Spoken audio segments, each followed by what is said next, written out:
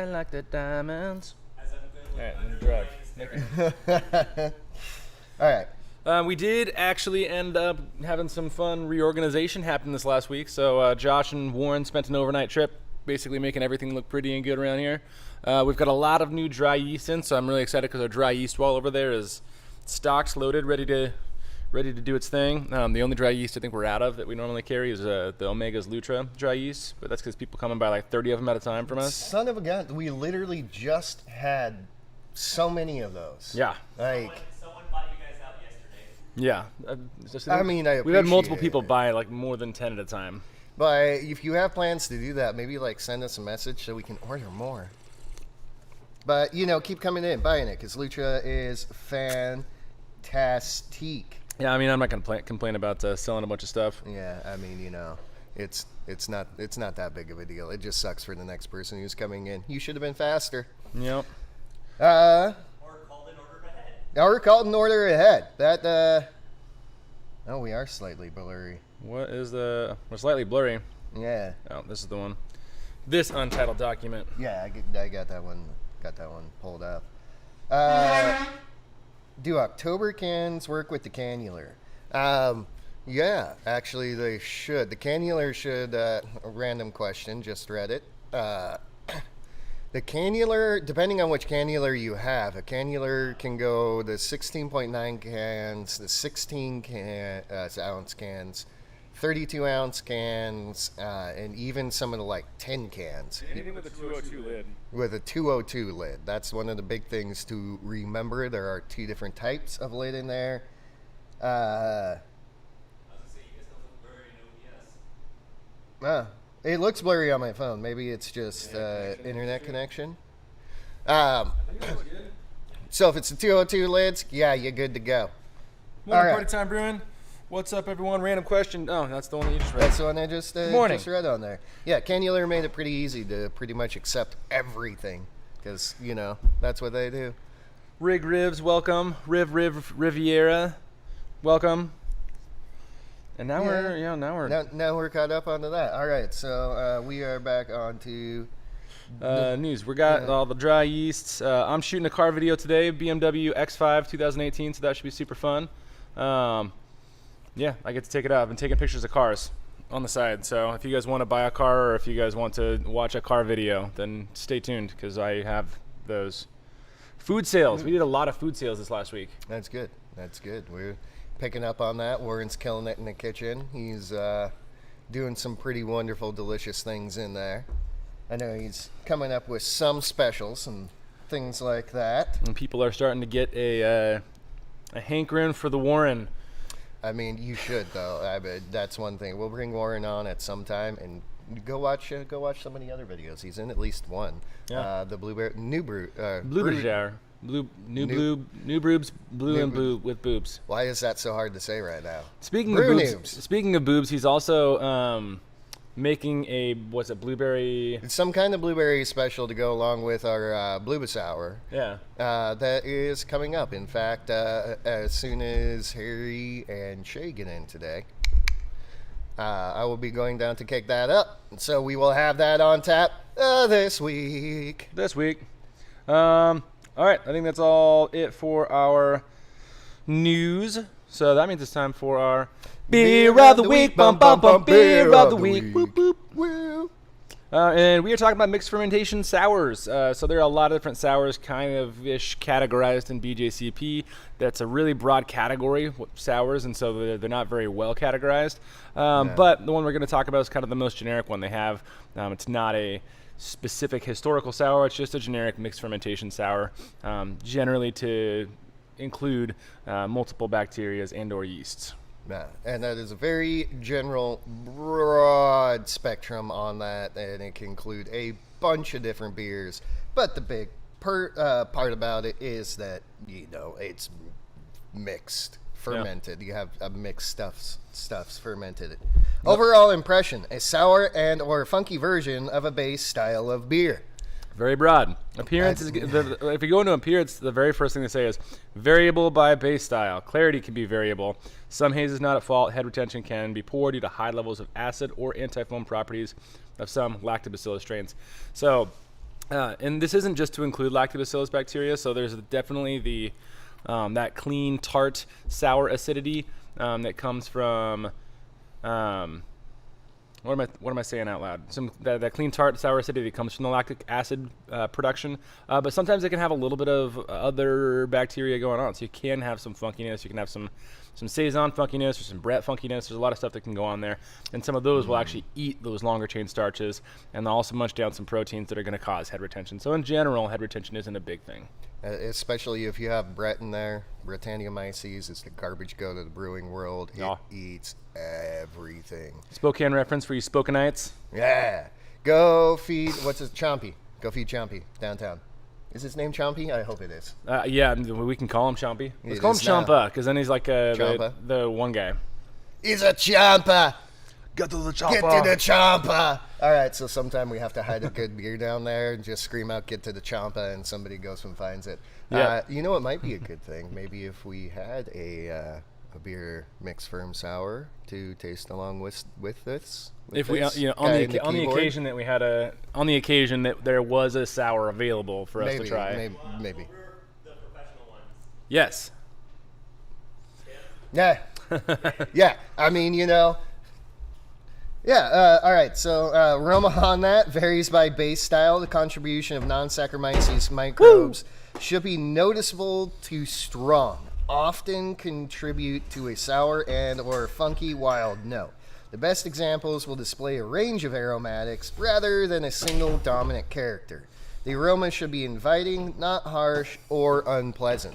And that's actually something to note in there, that it should be inviting, not harsh or unpleasant in any way.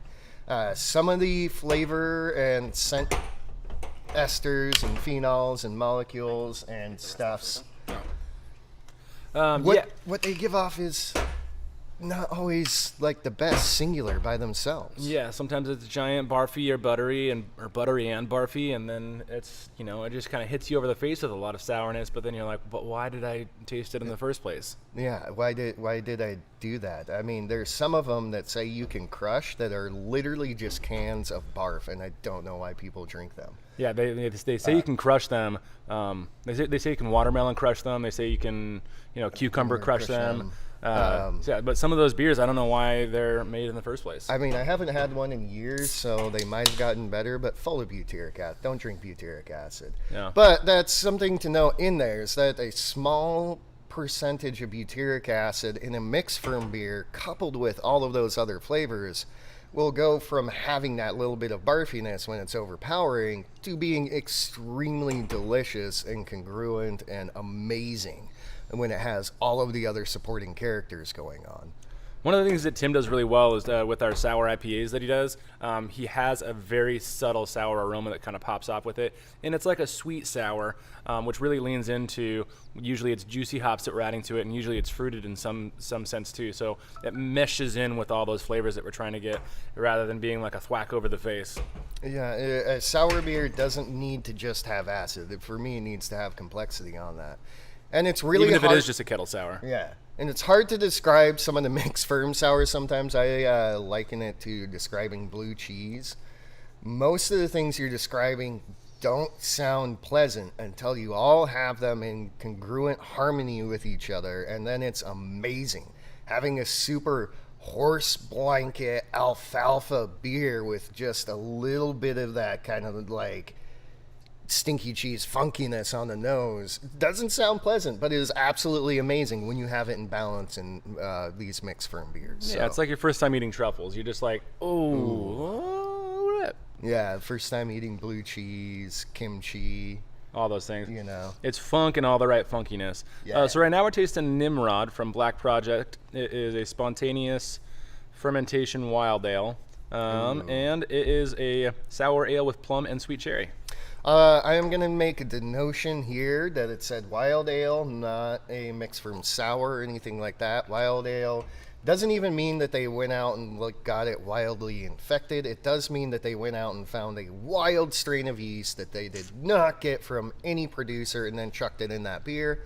Wild ales can be very funky. They can be very sour. They don't actually need to be. Some wild ales can be really clean if you harvest the right yeast for that. Doesn't always denote sour and funky, but great yeast, and that's actually something that a lot of mixed ferm beers take advantage of, is using wild yeast and bacterias. It is delicious.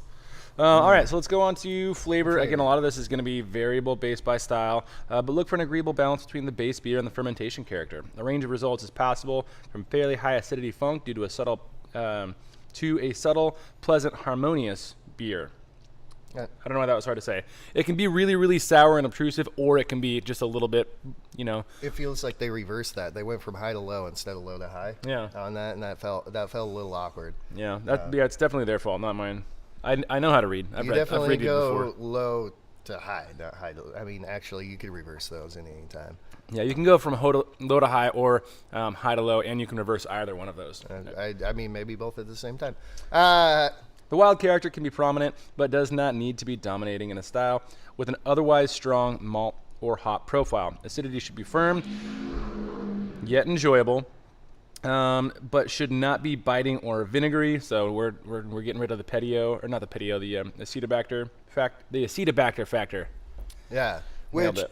can be really delicious in some certain styles, like Flanders Red. Yeah. Needs a little bit of that vinegar in there, but you're not making malt vinegar. You're getting it in balance. Yeah. Somebody make a shirt, an Acidibacter factor shirt. Acidibacter factor. Why don't we just make it? That's true. Shay, get here. Shay will be here later today. It's true. Bitterness tends to be low, especially as sourness increases. That's right. Yeah. And actually, that's a really interesting thing to note here too, is that when you put hops with acids, it no longer really becomes bitter. The acid really jumps up the fruity characteristics, the citrusy characteristics out of it, and can really strip out a lot of bitterness from the hops, which is really cool and really fun. That's why sour IPAs are really fun when you do them right. But that's also a thing to note. And these beers shouldn't be overly bitter anyway.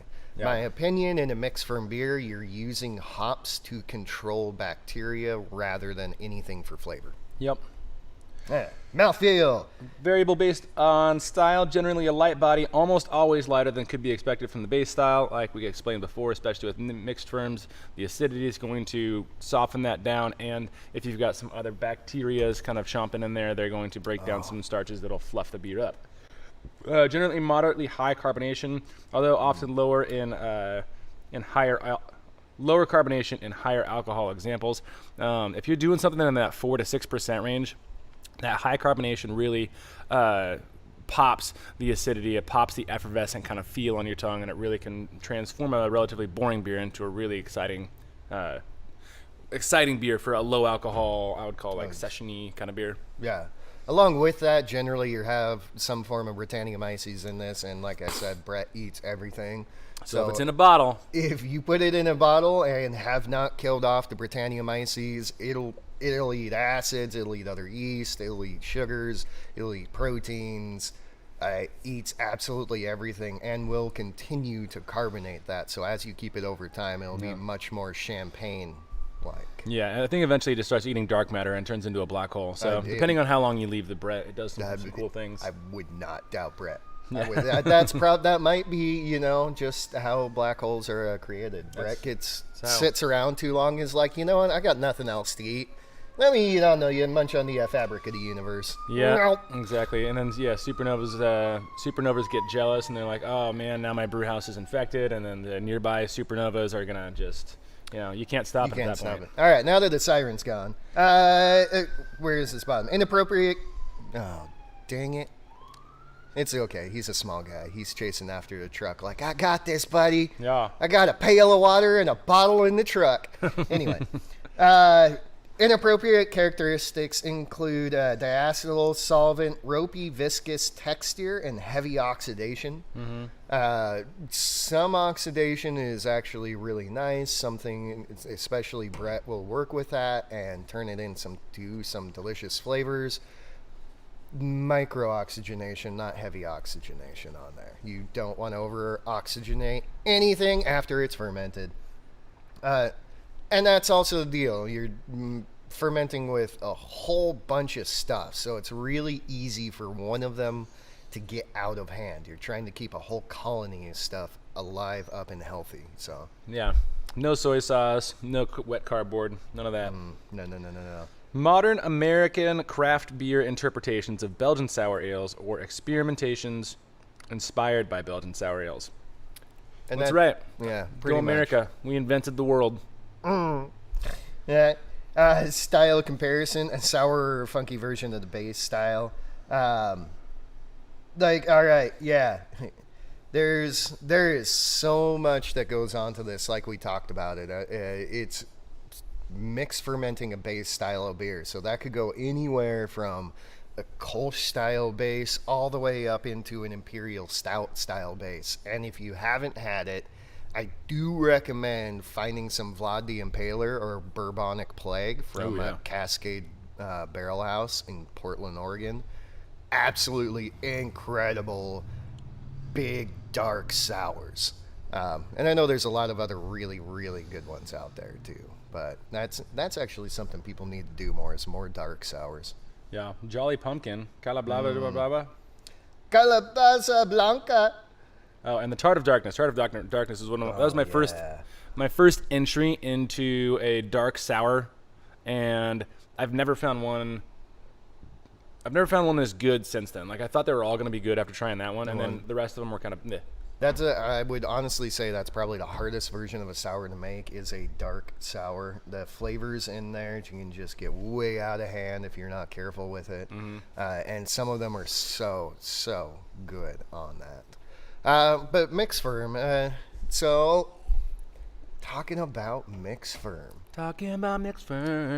And let's talk about basics on what you're going to find in there, what you can use to create some of these beers.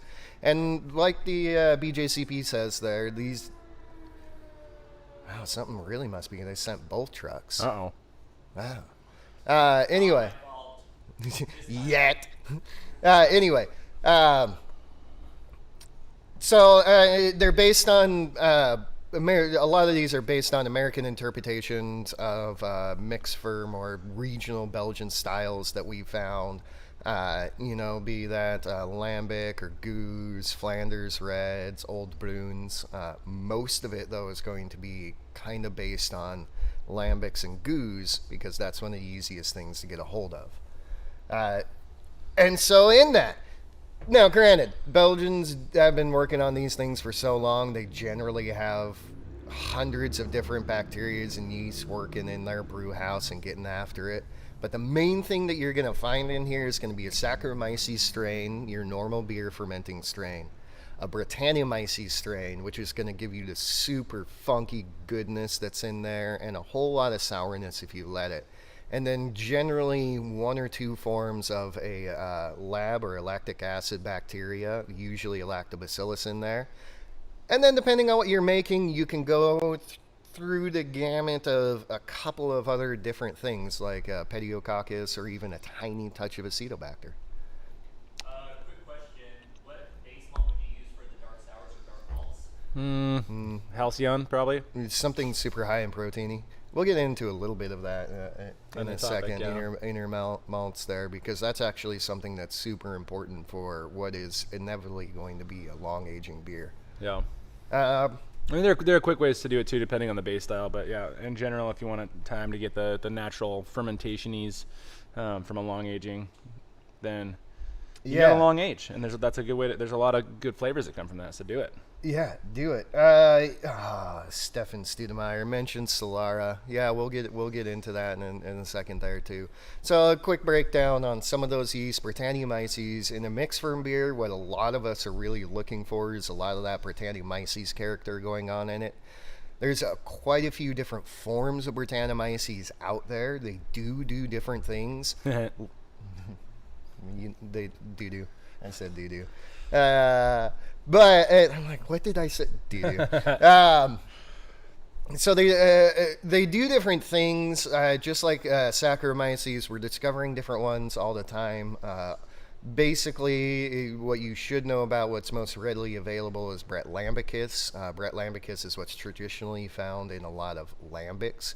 Going to be super funky, and most of the time, some deep, dark, like leathery cherry pie notes.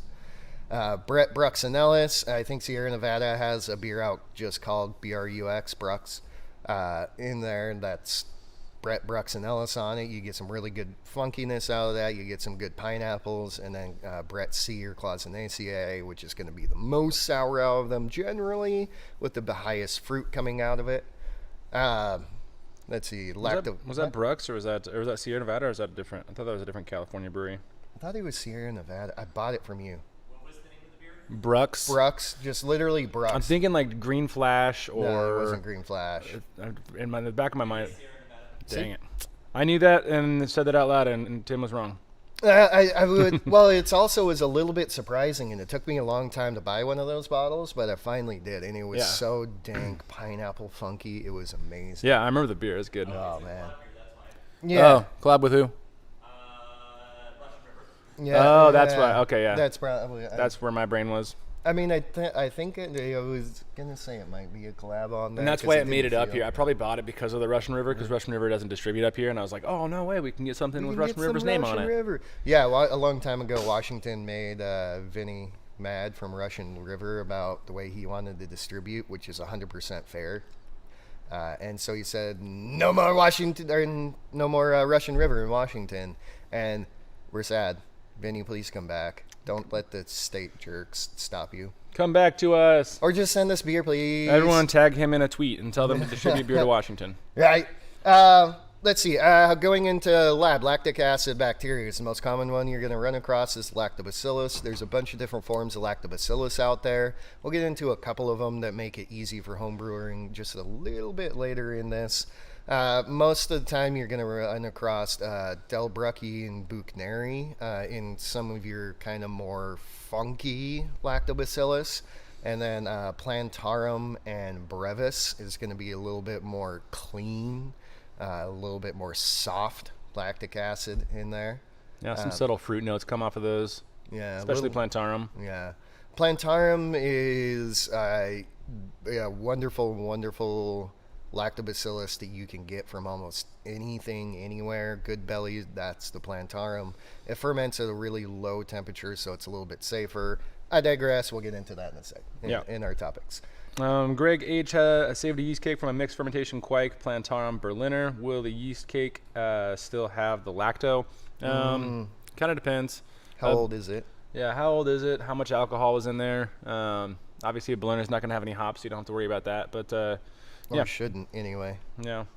It's I wouldn't count on it. I mean, I'd just get a fresh pitch. Plantarum's super cheap. Just get some good belly. The Kveik will probably be in there, and it'll move so fast that you're not really going to have any lacto impact, I would say, especially at the bottling stage. So just get yourself some new lacto. It's super easy and cheap to get a hold of most of the time.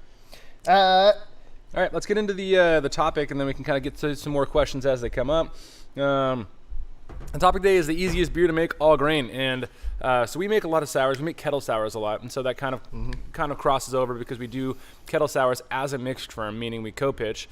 And our process behind that is basically we do our mash, we run out our mash through our chiller into our fermenter, but we don't even chill it all the way, so we're not limited by how fast we can chill. We can really just run it straight into there. Usually ends up in our fermenter, and this is on the big scale, so we have it's a lot nicer. It's a lot more time saving for us because it would normally take over an hour just to transfer.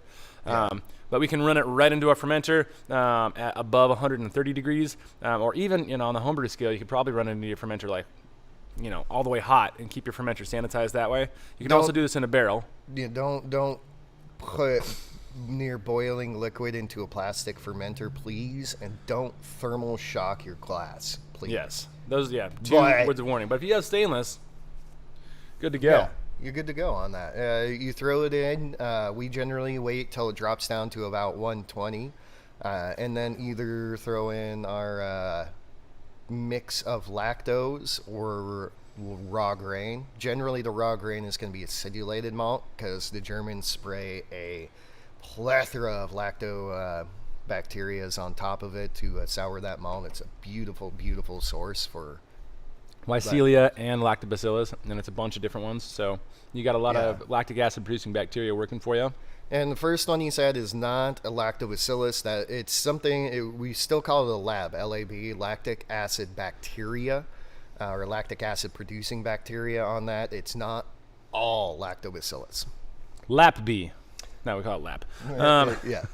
But yeah, so and then with on the homebrew scale, if you do go in at that warm temperature, one of the nice things is with the sturdiness and the production of Kveik at high temperatures, you can really get the beer done with with not very much waiting time on the homebrew scale by co-pitching your Kveik at when it gets down to 100 degrees or 95 degrees or 105, kind of depending on what you're aiming for.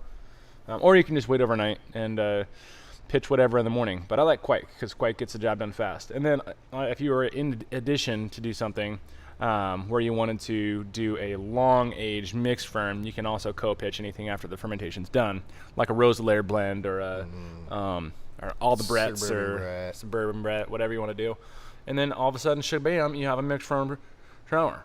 Yeah, and technically, once you throw that Kveik in there, you are making a mixed ferm sour. What we're describing doing the raw beer style is not actually a Kettle Sour style. This is a little bit different than Kettle Sour, and we'll talk about that a second.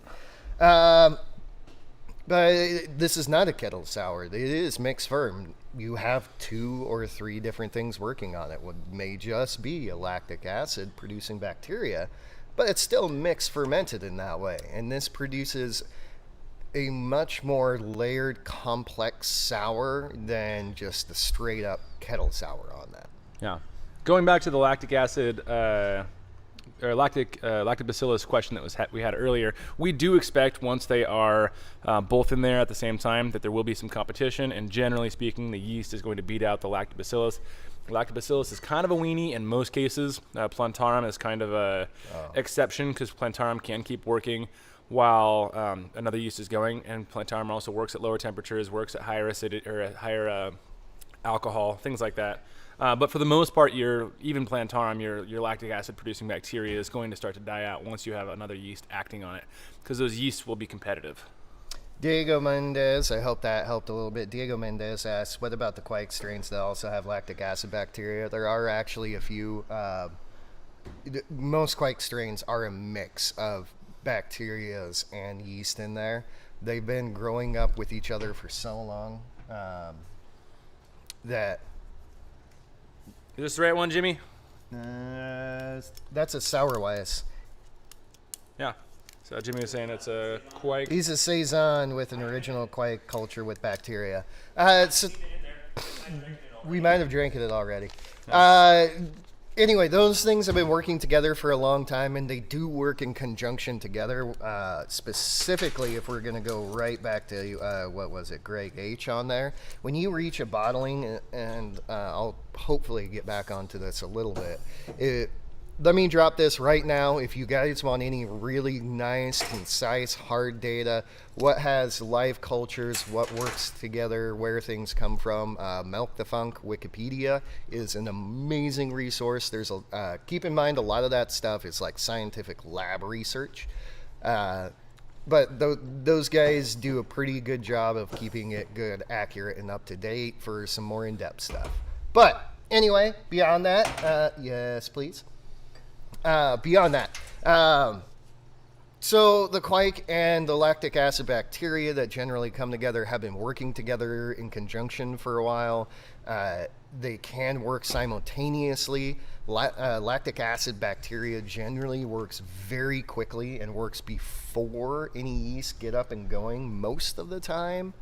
But like Peter said, once yeast starts to get going, the lactic acid generally falls to the side, or the lactic bacteria falls to the side just because it is a weenie. It is a big, big weenie. Giant, just a huge weenie. It doesn't mean that it stops. It can continue to ferment along with the yeast in there, and that's actually something Kveik is very good at doing. A lot of those blends are very good at co-fermentation. But at the bottling point, the lacto is probably dead because it is such a weenie. And so if it's in the bottle, it probably isn't alive anymore. Caleb Janisic, one of those two. Good belly is Plantarum, which I found likes lower temperatures, 90 degrees Fahrenheit or so. Yeah, Plantarum is the one. That's a good note because you don't necessarily want Plantarum to be pitched when you're up at 105. It can be fine at 105. It's not going to die or anything like that, but you don't want to be keeping it up there. So I like to do that if I'm letting it free fall, which I do for most of my homebrew size batches because I don't like putting a heater on my fermenters. So that one, Plantarum, is the one that can also go down and work as low as 70 degrees too. Yeah. All right, we were on our process of the co-fermentation. We were talking about the co-fermentation not being being mixed fermentation, not being kettle souring. Let's talk a little bit about why the rawness actually really helps, which will kind of go into a little bit of malt selection and base malt selection doing for... Yeah, let's talk about the mash a little bit. Actually, that's going to... Jimmy J... has a great question on that, and that's actually kind of what we're going to talk a little bit. He listened to a podcast where they recommended a full-length boil before souring to avoid issues with off flavors, then short reboil when killing and hopping. Thoughts? You described a kettle sour. Actually, now that I read that through all the way, you described a little bit of a kettle sour, and if you don't boil it, this is actually one of the reasons that we like to not boil. There is a little bit of a danger of more off flavors because you haven't coagulated any of the proteins. But why are the proteins important? The proteins are important for a couple of reasons. One of the reasons is going to be the free amino nitrogens are going to affect ester production during fermentation. The proteins are also going to continually, if you're doing a proper mixture and with a culture like Rosalaria that's got Brett, it's got Petio, and it's got everything going on, you're going to start to get into a cyclical fermentation.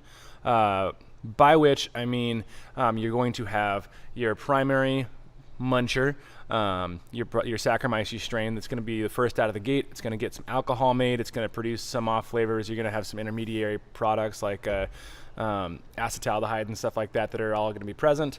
Some random esters that are going to be made.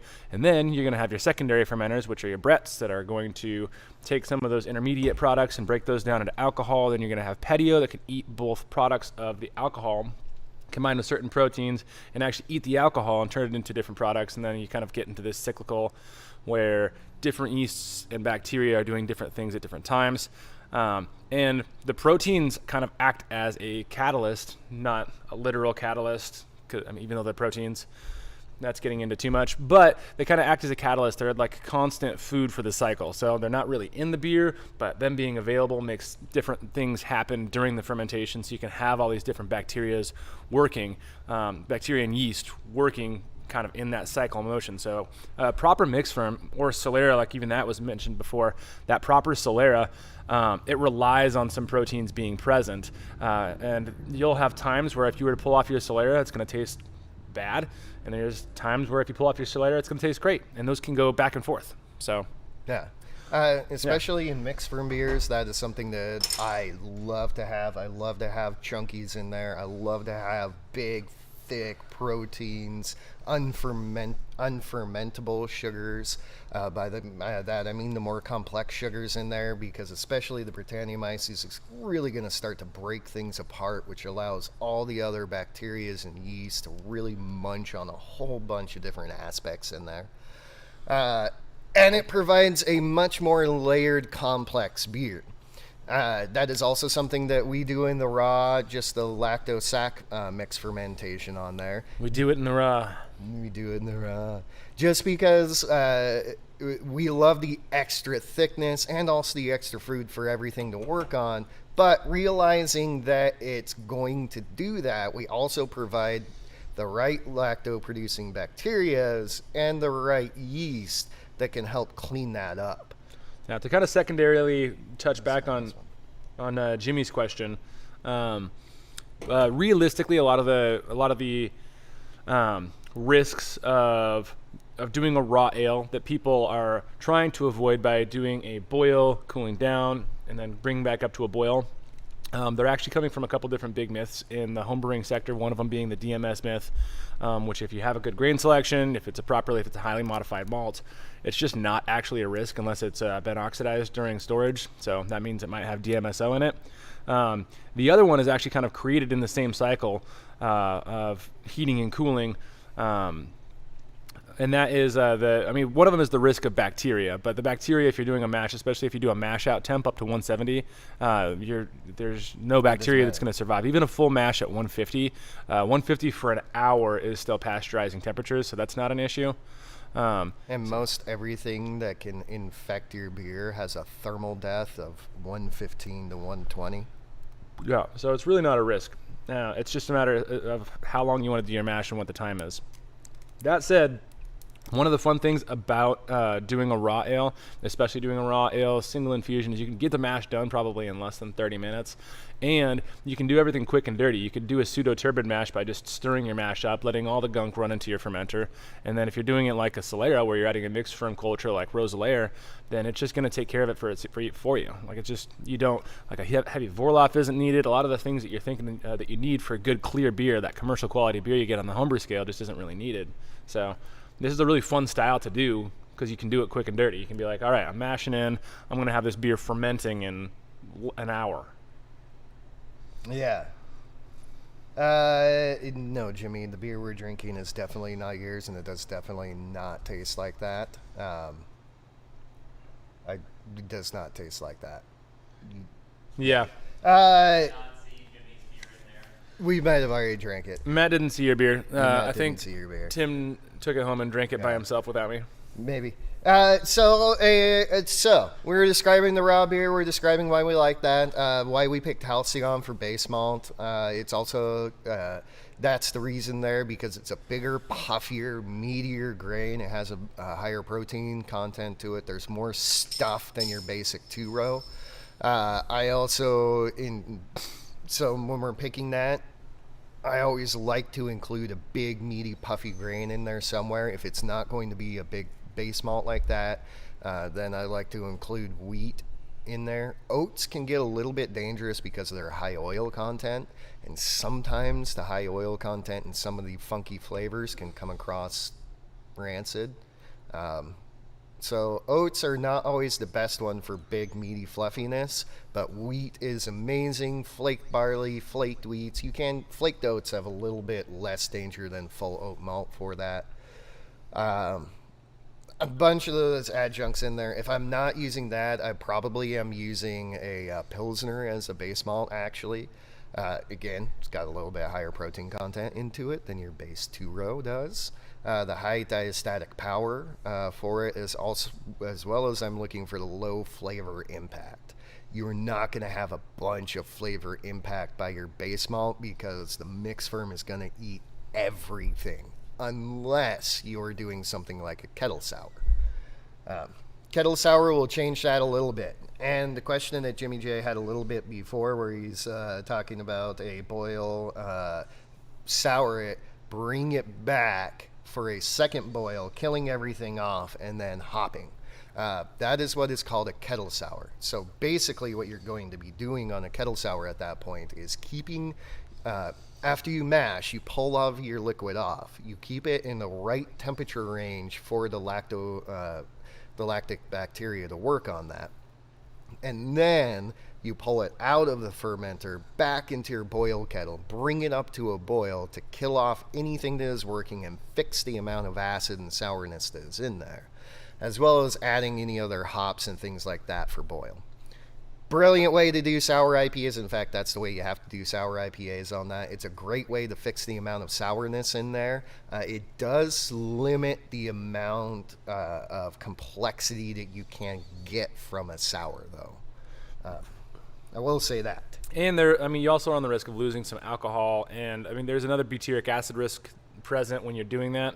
As a true kettle sour, one of the things that you run the risk of, though, is actually if you don't choose your Lactobacillus strain correctly, or if you just throw acid malt into sour for a kettle sour, there are co-fermenters. There are lactic acid producing bacteria that will produce both lactic acid and alcohol, so they'll actually start fermenting your beer. So your efficiency in terms of how much alcohol you get can be compromised as well. Yeah. But again, it's a great way to fix the amount of alcohol, and it is the way that we do our sour IPAs, because it's just kind of the way you have to do it on there. And if you don't want to mess around with a lot of different stuff at home, that's a pretty darn good way to do it. Stefan Stademeyer, I want to explain Solera real quick. Solera is where you have one continuously fermenting vessel. For us, it's a barrel, and you have multiple bacteria going into your barrel or your vessel. If it's a carboid or a conical or whatever, doesn't really matter. But you never stop fermenting in your Solera. So what that means is if you pull off if you pull off a keg of your Solera, then you just kind of retop it off with either fresh beer or fresh wort. One of the two things. Either one can work. Yeah. The Solera in the basic sense in all the alcohol worlds is you have a continuous line of product.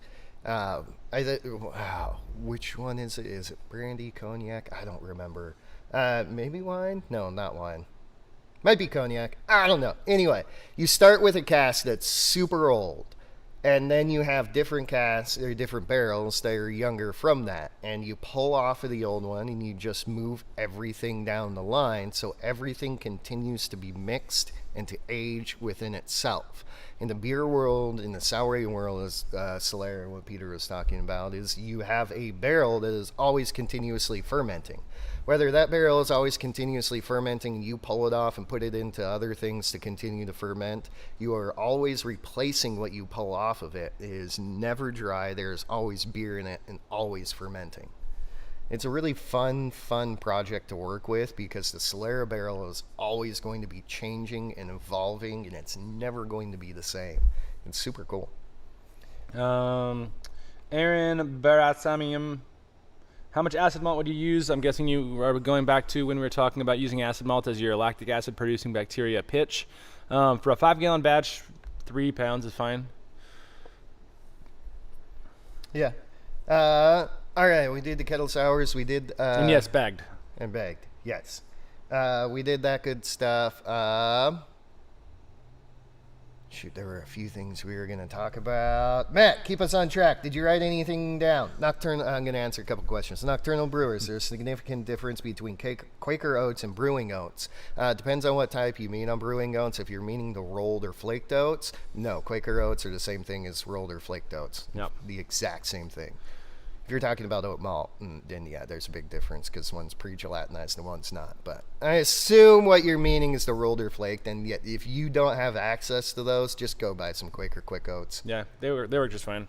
They're a little more expensive, but same darn thing on Same that. concept. We talked about mash. We talked about we talked about why it's a brewing hack and makes your life really easy because you can do honestly, you could probably do an entire all-grain brew day in less than an hour if you do what we're talking about. Right, yeah. It's an incredibly awesome and simple thing to do. Okay, since we're kind of on that, Pudding War. Rum does a bunch of Solera stuff. That is true, and that's probably actually what I'm thinking of is rum. And Matt, what's next? The way that the rum does it is exactly how I described. There's this super old barrel. You pull stuff off of it and you just keep moving it down the barrel line, so everything just gains super complexity. Okay, some yeast blends that we have mentioned today. Let's throw a couple of those out there, what they are, what they do, and maybe how long you have to wait. Especially with some of these mixed ferm beers, it's going to be a little bit different on how long you're going to actually have to wait for some of these things to be done. That's something that we should mention here. Time is your best friend while making mixed ferm beers. Roeselare, at least a year. At least a year. We keep talking about Roeselare. What is Roeselare? Roeselare is actually the mixed ferm culture that Rodenbach Brewery uses from Belgium. And it needs at least a year to get done and get going. I prefer somewhere between 2 to 3 before full complexity is reached for Roeselare for me. Roeselare does have something that we haven't mentioned yet. It does have a Pediococcus strain in there. Petio does, I'm going to call it Pedio just so nothing gets slipped. PDO file. Yeah, right. PDO is very different. And earlier when we mentioned they're a ropey or viscous texture, this is what PDO does. When it starts fermenting, it gets very thick and slimy. You can almost pick the beer up. It's amazing, but disgusting all at the same time.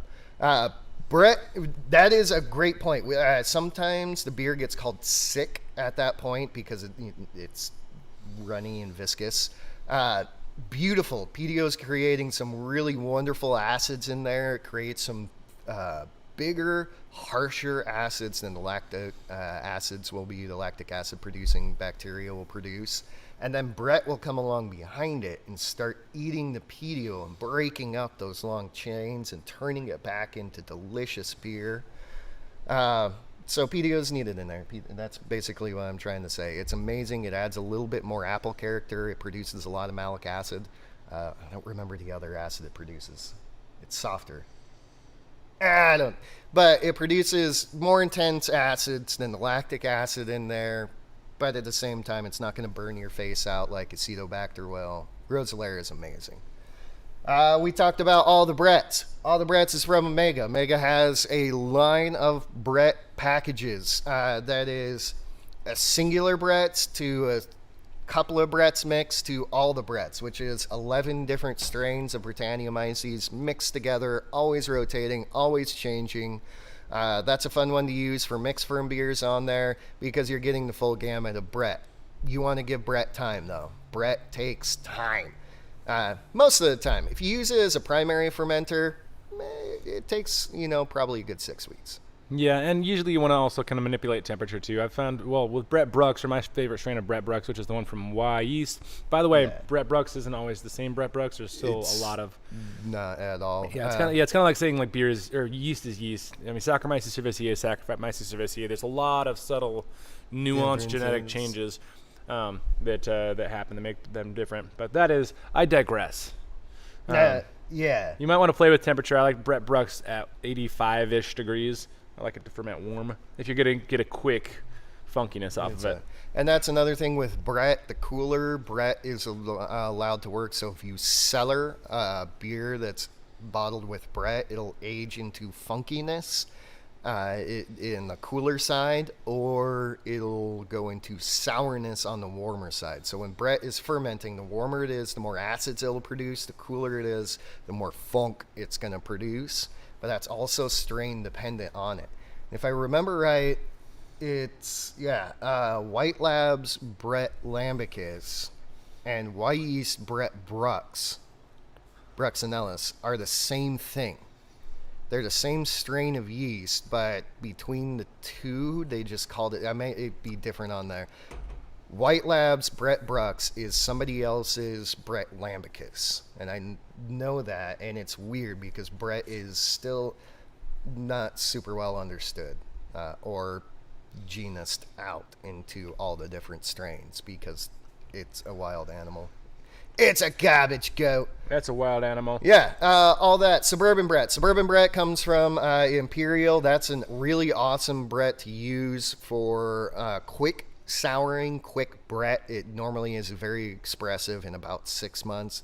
The quickest that I know out of most strains in there, most blends. Suburban Brett used to be a blend, but now I'm pretty sure it's just Brett Bruxinellus. It is Brett Bruxinellus. That's the main dominant strain of Brett in there, and I believe it's single strain now instead of a multiple pitch, which is fine. It's awesome. Sour Batch Kids, if you can get a hold of it, is Brett Brux and a lactose strain as well as a sac strain in there, so that's a really nice blend to use. It's an Imperial. It's also a very quick souring strain in there. So that's pretty awesome to use as well. Yeah. Oh, you already said Sour Batch Kids? Sour Batch Kids, that's yeah, that one. That one is also not as funky and not as, in my mind, just not, we haven't used it a ton, so I can't speak for everybody that's used it, but we haven't gotten as much fun maturity off Sour Batch Kids as we've gotten off Roeselare. Roeselare has still been our favorite long-term aging sour blend. Roeselare for me is so soft and complex and beautiful. Sour Batch Kids can really get high. It's kind of the difference between Belgian mix firms and American mix firms. Sour Batch Kids gets really high acid and aggressive acidity quick, which is really delicious. But Roselaire gets super complex and soft, but it also needs like 3 years to do that. So, Michael Noonan, off topic, thinking of no crush on the mash and mashing for 24 hours, last 23 hours at 152. Any thoughts if 24 hours would solve the no crush conversion issue? Probably not. I think you'd have a better chance of just doing a not really long mash and bringing it up to a full boil, trying to get some mechanical maceration, and then bringing it down and actually fermenting on the grains so that the yeast can eat through the husks and actually get to all the suggies. yeah. Let's see. Favorite Lion King character in that? In all honesty, I was always a huge fan of Pumbaa, but Ethan Beer Reviews, he brought that up. Ed is amazing. And without him, it wouldn't even be close to the same movie. Yeah, I mean, but the only one that really smashed out of a Smash or Pass challenge is Nala. We all know that. 100%. I mean, when she finds Simba and there's Can You Feel the Love Tonight playing in the background, she gives you those eyes, and it's like, yeah, okay. Yeah. Lions are sexy. Yeah, smash. Smash, not pass. Okay, back to topic now. No! We are on the Lion King, damn it. Anyway, Paul Ramos, how important is pre-acidifying for Kettle Sour? Extremely important. There's a couple of things on Kettle Sour, as well as lactic acid souring, the raw beer souring we should mention. And that is one, pre-acidify. Make sure you get it into an acid range that's going to make the bacteria and yeast very, very happy, and it's going to produce the right types of acids. That's also another way to take care of potential risks from doing, and that's one of the reasons we like to pitch with acid malt, because it kills two birds. Pitching with acid malts gets you your lactic acid producing bacteria and takes care of pre-acidification all in the same time. All the acid that's on them is on the outside of the malt, so you don't have to crush. However, if you want any conversion with the grains, then you can also crush and get the sugars off of it. So, Stefan Stoudemire, thank you so much for the super chat. Thanks, folks. And you don't always have to say my full name. Stefan. Is it Stefan or Stefan? I would say, it's Stefan. All right, while we're waiting for that. I like reading, I'll probably saying Stoudemire wrong, but I like reading Stoudemire. It rolls off the tongue so well. All right, so that's what pre-acidifying, even for non-kettle sours, for the raw beer mix firm, for the full mix firm on that, extremely important. Do it. Make sure you get your beer in the right route. Yeah. Keeps your beer safe at below 4.4 is technically probably okay, but below 4.2 is like the government will say that you're food safe at that point, so you can't get any harmful bacteria in your stuff. Another really, really, really important thing for kettle sours and lactic acid bacterias, keep them in their temperature range. If lactic acid bacteria drop below their temperature range, and usually in most of them it's a fairly high temperature range, somewhere between 110 to about 90, they produce very gross acids. It is not fun. They produce a lot of butyric acid at that point. Plantarum is the exception, and Plantarum's kind of the cheater bacteria. Which is why Plantarum is so useful, especially for homebrewers to use, because... Adam Chumbley, thank you so much for the super chat. Only say Stefan Stoudemire's full name. Deal. Deal. I mean... Jason, 9.69. Enough said. You did it right. Thank you for the super chat. Hugely important. Keep these in the right temperature range. If you don't have temperature control, you use Plantarum as your Lactobacillus. It's going to save you so you don't create baby diaper and baby barf. Another extremely important point on this is keep it away from oxygen while the lactic bacteria is working. You need to keep this in a sealed container with CO2. If oxygen gets to it, then it will also produce butyric acid and baby barf, as well as it smells and tastes like printer ink. It's very much similar to acetone. So keep it away from oxygen at that point in kettle souring. Keep it far away from oxygen in kettle souring. Keep it away now. Yeah, exactly. Caleb Janisic is kegging his Count Chocula clone today. Yeah. So it's pretty dope. Very nice. Nocturnal, I'm pretty sure Tim's beer has finally reached room temperature. I actually super enjoy drinking room temperature sours for the full funkiness. I am not going to drink that one. That is full of butyric acid. I'm extremely sensitive to it, and I'm not going to do it. I don't need barf today. It was probably fine. Well, actually, no, butyric acid is not through bottling process, so it probably wasn't fine before it went into the bottle. But it's okay. That happens in sour beer. Expect failures. What's different? Caleb, Genisic? Whatever. Genisic. It's definitely no Stoudemire. That's a beautiful. Oh, God, man. I mean, it's great to say. Sorry. What's the difference between mixed ferm and 100% Brett fermentation in terms of flavors? A lot. Depends on a lot of stuff, though. Yeah. Brett reacts extremely differently as a 100% fermenter instead of a co-fermenter, mainly because it doesn't have all the byproducts and the yeast itself to eat. It produces a lot of its fun flavors by excuse me. It's just the wind. It produces a lot of its fun flavors by actually fermenting out other esters and phenols from the other yeast and bacteria in there, as well as fermenting alcohols and acids that those guys produce. So you can almost get 100% Brett fermentation to be clean, but at the same time, you can make it super funk. Brett's a monster. It's weird, it's different. You can really control the flavor profile a lot in that, so it won't be as complex. The basic deal about that, it will be nowhere near as complex, and you probably won't have anywhere near the acid production that you would have in a mixed firm that you would in 100% Brett. They're fun beers. Do 100% Brett. More people should do them. Yeah, a lot of times 100% Brett beers, I mean, it depends on the strain of Brett, but I mean, you can get them to taste like pineapple, and like they're great IPA fermenters. Yeah. You can also come across papery and plasticky if you do them wrong. So it's one of those things that if you know what you're doing, they can taste like pretty much anything. And if depending on how you do your other mixed from beers, then you can make them taste just like 100% Brett fermentation, or you have a whole world of possibilities. Yeah, Brett generally works better in conjunction with other things usually. Nocturnal Brewer, thoughts on Phillies sour yeast versus traditional kettle sour? When we used Philly sour, it was really soft. It was lightly tart. In all honesty, I probably would take the time to do a mixed firm raw or do a kettle sour rather than use that again. We may not have used it in the best way. It just, for me and my taste, and I love punchy, aggressive sours, it was not aggressive enough for me. It is a really nice, easy way for a home brewer to use this. Okay, Philly sour. Let's actually break into this a little bit. Philly sour is a Saccharomyces strain that produces alcohol as well as lactic acid when it ferments. So you can use a plain beer yeast to create kettle sours. I don't know if think of it as Saccharomyces. It's a yeast. It's a regular beer yeast. There's no danger of infections. There's no danger of killing it off like there is in Lactobacillus, because Lactobacillus is such a wimp. Lactobacillus gets killed off by the wrong temperature range. Most of them die at like 4 to 8 IBU. So you even think about putting a hop into a beer, lacto is dead.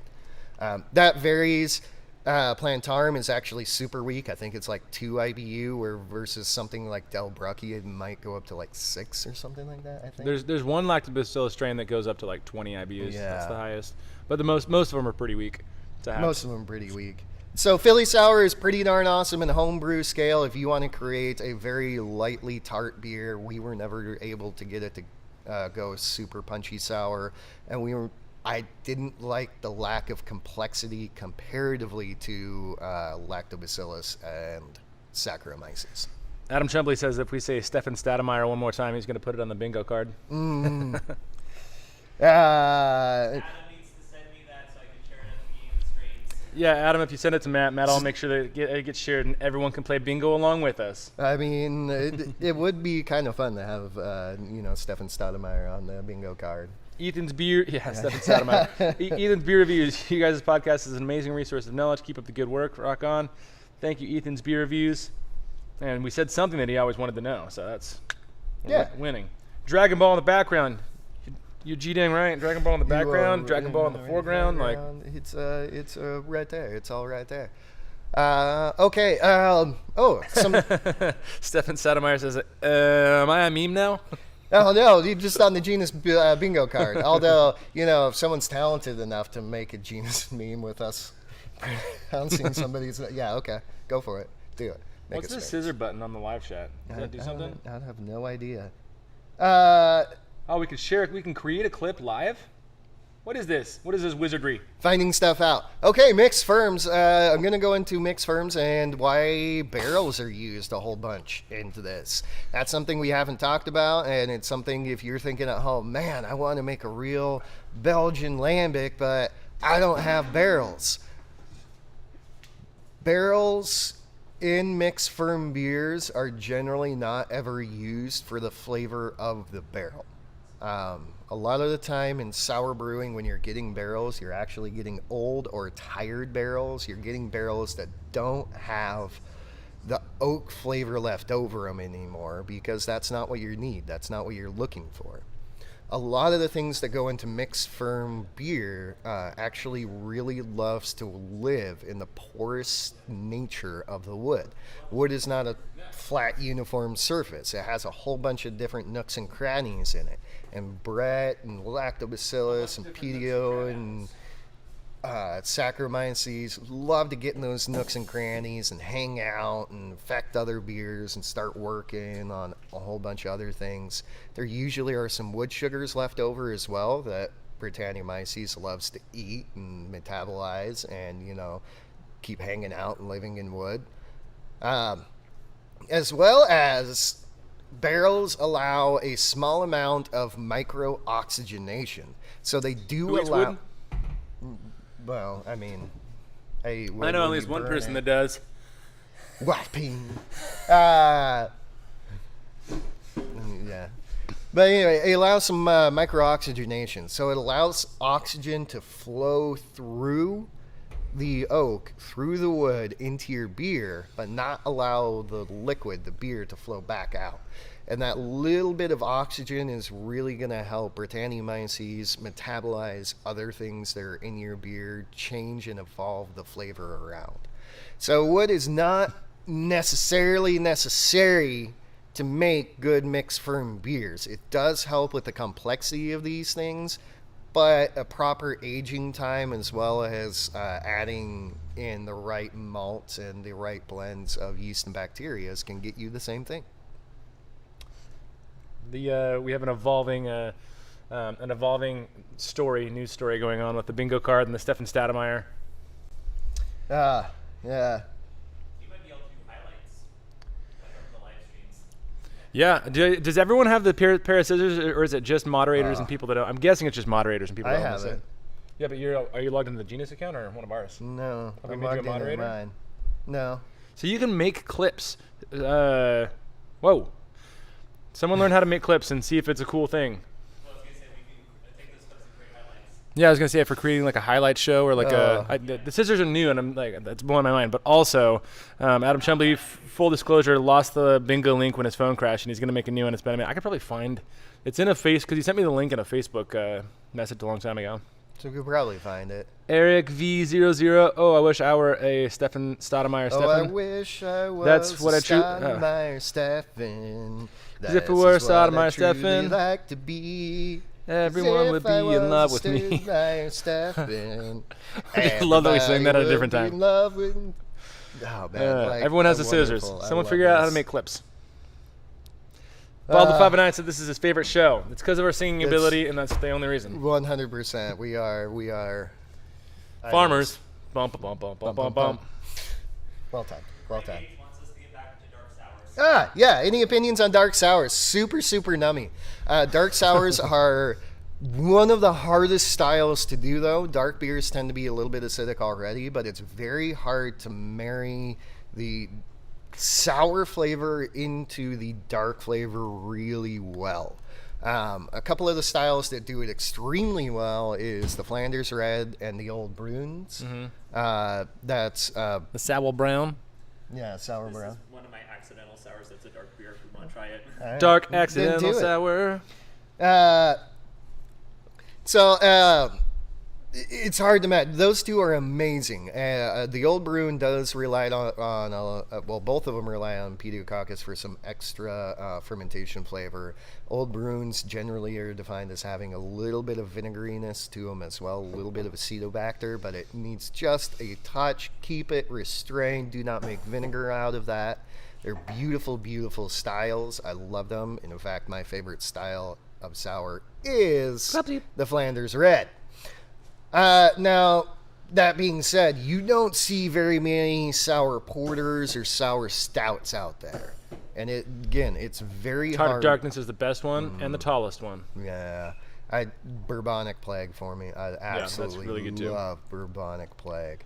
We had a question earlier about so we, in general, the right specialty malts, but also the right, or in general, the right base malts, but also the right specialty malts to use to make a correct dark sour. And that's one of the things that you got to take into account, that roast factor, because roast and sour often are going to clash. And so this is one of those situations where I'd actually recommend using a lot more middle malts to kind of build a darker profile, and then just to turn it into the darkness a little bit, like a much smaller amount of an actual roast type malt, probably a Carafa, something that it's not going to add bitterness, it's not going to add a bunch of like smoky, burnt kind of flavors. It's just going to turn the beer dark while letting you know that it's got that roast flavor without smacking you over the face with roast flavor.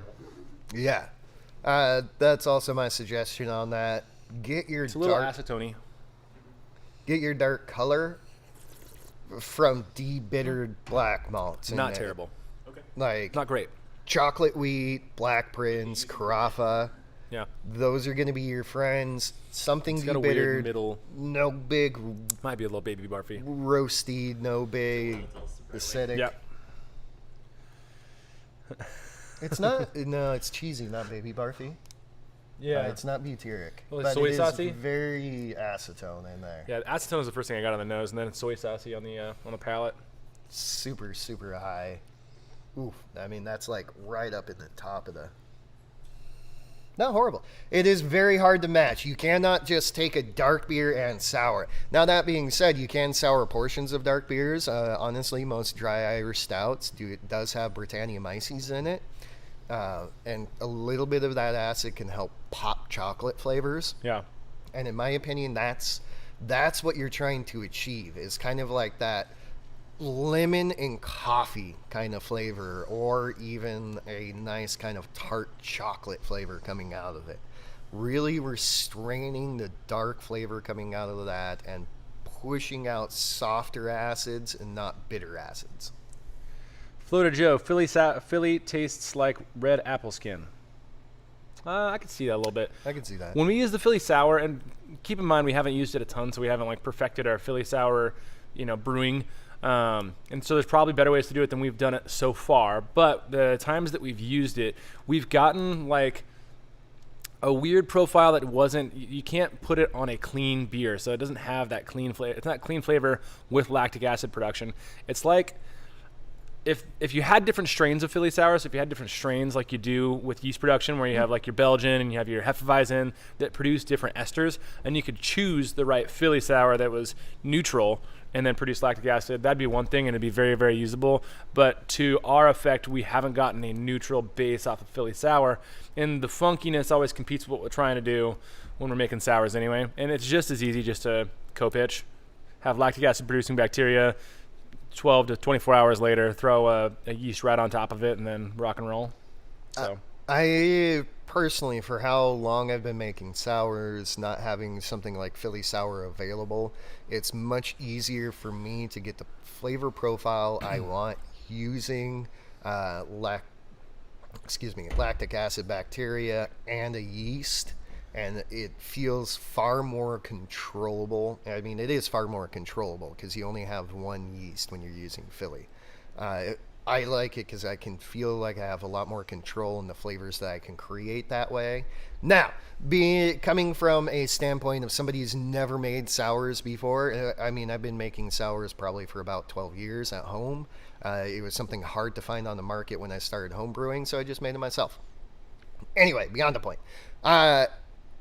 for somebody who's never made sours and is stepping into the sour world, Philly sour is probably an amazing place to start and just kind of get your feet wet, get used to working with something that's different, compensating for some of those sour flavors coming out of it, and all of that kind of good stuff.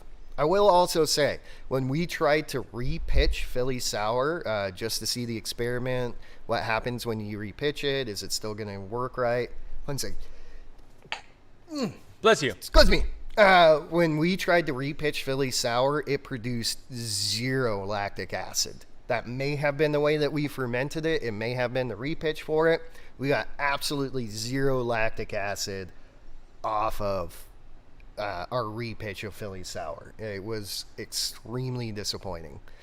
Now, that being said, might have been the way that we treated the yeast all the way down the line through the first fermentation and second fermentation. We didn't allow it to fully shine.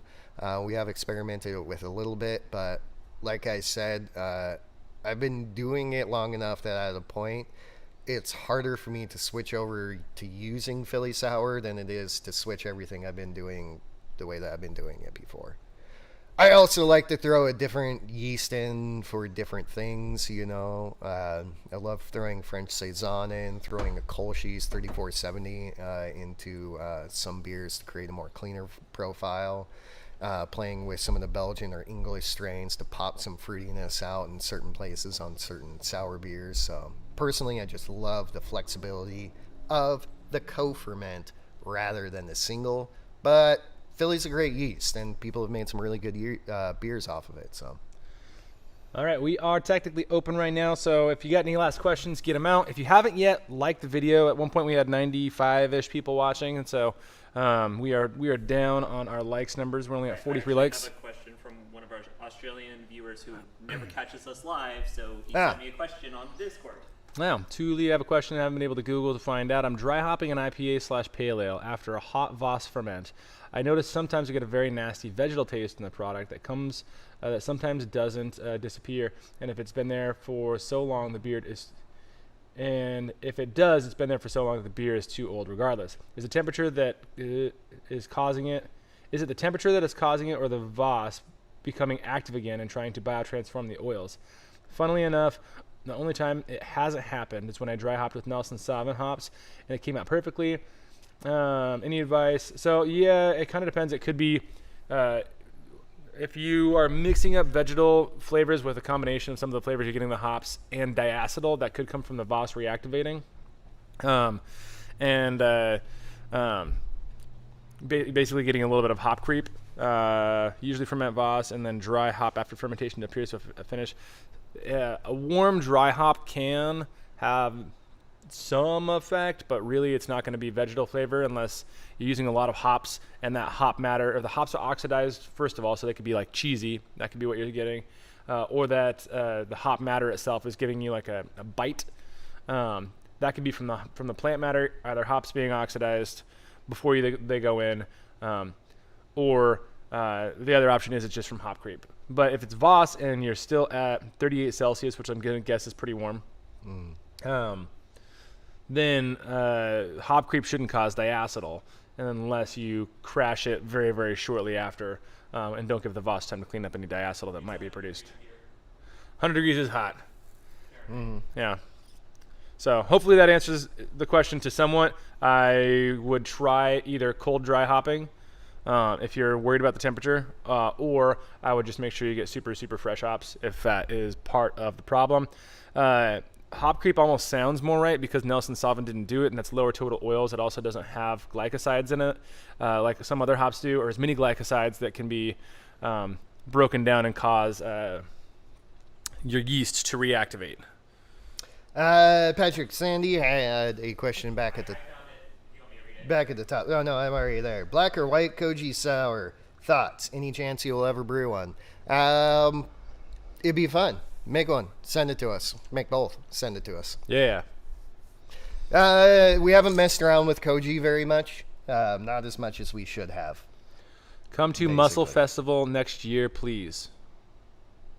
When is that? Where is it? What's going on? It's on Whidbey Island. Is it right now? Is it soon? Going to use monk fruit sugar soon. Can I use any monk fruit sugar products, or should it contain erythritol? Should it not contain erythritol? We actually use monk fruit sugar extract because it doesn't have as much stuff in it that can be fermented. It's mostly non-fermentable. But if you use monk fruit sugar, it's got all the stuffs in it, so I wouldn't worry too much about it. I've been loving my IPAs after switching to keg dry hopping only. I like to biotransform dry hop, but then I like to do that in a closed or pressure-y kind of situation to get all the stuff in there. And then if I ever do a double dry hop, then I do both. Maximize all the flavors you can get. Here's one, the Nocturnal Brewer. What equipment is cursed for life once introduced to souring? Plastic? Anything soft and porous Yeah. that you cannot boil. Yes, I mean wood is fine because you can throw boiling hot water on wood and kill everything. Yes. All the bugs that sour stuff can get murdered with fire. So Everything. All of it dies about 115 and over. Honestly, it all dies at 120, 120 degrees Fahrenheit. Freedom units. freedom units. French fries. 120 fry units. Yeah, French fry units. Um, French fries, the most American thing ever. It says it right in the name. I mean, it really does, but I honestly, now that you got me saying that, I could really go for the Belgian style pommes frites, the double fried French fry. Oh my God, yeah. it's so good, so good. Anyway, I digress. French fries, better than guys. Most of the time. I mean, if Ryan Reynolds is right there, then Oh wow, okay. I said most of the time. whatever. I would also take Hugh Jackman. Muscle Fest is the first weekend in March. Anyway, Let's go. Is that right now? anything that touches, anything that's soft and porous that touches at least Britanniamyces is soured for life. Don't put clean beers on that because the Brett will live in the soft, porous nature of everything. Most lab bacterias, lactic acid producing bacterias, especially Lactobacillus, are huge, huge, huge weenies. You can kill them off with a 20 IBU or less, which is almost every single one of your normal beers. So you really don't have to worry a lot about the Lactobacillus, the lactic acid producing bacteria in that one. Brett is your biggest deal. If you cannot kill it with fire, then you cannot kill Brett in a porous situation. It doesn't matter how good your cleaners are. If it is not hot enough, if you cannot kill it with fire, that is sour only. Yep. And if you do that, if you have great practices like that, great sanitation practices, you can have clean and dirty and mixed beers fermenting right next to each other and never have any problems. Fun fact, our live stream is longer than the movie Shrek 2. Apparently. Well, I mean, you had it playing before we started. Yeah, so but not by Not much. by much. Not my bad. It's already like to the screen. Yeah. So, yeah. Kill it with fire. If you can't kill it with fire, it's sour for life. That's your best deal. And anything that can't be killed with fire is generally cheap enough that it's real easy to have separate equipment for. Yeah. Anything that can't be killed with fire, you probably just want to kill it with fire anyway for the fun factor, and then get a new one. Because setting things on fire is fun. It's so fun. So Kill it fun. with fire. All right, I think we're all caught up on questions. Unless anybody wants to throw a last little whatever in there, give us a thumbs up. Check out our Instagram. Do some other stuff. Do all those great things, and yeah. Somebody turn off the stream at the end. I don't have to get up. deliver tacos. Tacos. Actually, I have some BOE at home. So. And we'll see you next week because we're back on doing it every week. Oh, the important thing too, the podcasts are going up now. Yeah. We confused our podcast guy because he was still on our secret live streams that we were doing in January, because we still did them, but since it was dry January, we figured that we wouldn't publicize them.